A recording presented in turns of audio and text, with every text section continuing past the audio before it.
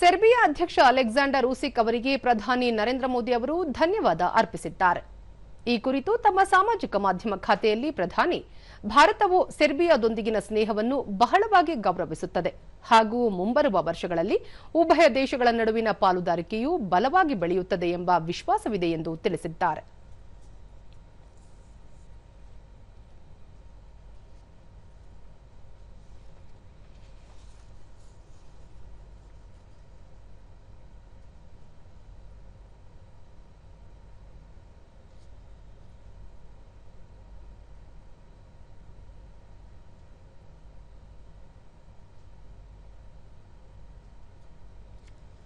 ನರೇಂದ್ರ ಮೋದಿ ಅವರು ಭಾರತದ ಅತ್ಯಂತ ದೀರ್ಘಾವಧಿಯ ಪ್ರಧಾನಿಯಾಗಿ ಕಾರ್ಯನಿರ್ವಹಿಸಿದ ಹೆಗ್ಗಳಿಕೆಗೆ ಪಾತ್ರದ ಬಳಿಕ ಸೆರ್ಬಿಯಾ ಅಧ್ಯಕ್ಷ ಅಲೆಕ್ಸಾಂಡರ್ ಊಸಿಕ್ ಅವರು ತಮ್ಮ ಸಾಮಾಜಿಕ ಮಾಧ್ಯಮ ಖಾತೆಯಲ್ಲಿ ಶುಭ ಕೋರಿದ್ದರು.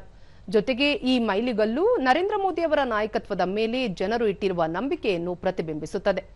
ಗೌರವಾನ್ವಿತ ಜಾಗತಿಕ ನಾಯಕರಾಗಿರುವ ನರೇಂದ್ರ ಮೋದಿ ಅವರ ನಾಯಕತ್ವದಲ್ಲಿ ಭಾರತವು ಹೊಸ ಮೈಲಿಗಲ್ಲುಗಳನ್ನು ಸಾಧಿಸುವುದನ್ನು ಮುಂದುವರಿಸುತ್ತದೆ ಎಂಬ ವಿಶ್ವಾಸವನ್ನು ವ್ಯಕ್ತಪಡಿಸಿದರು.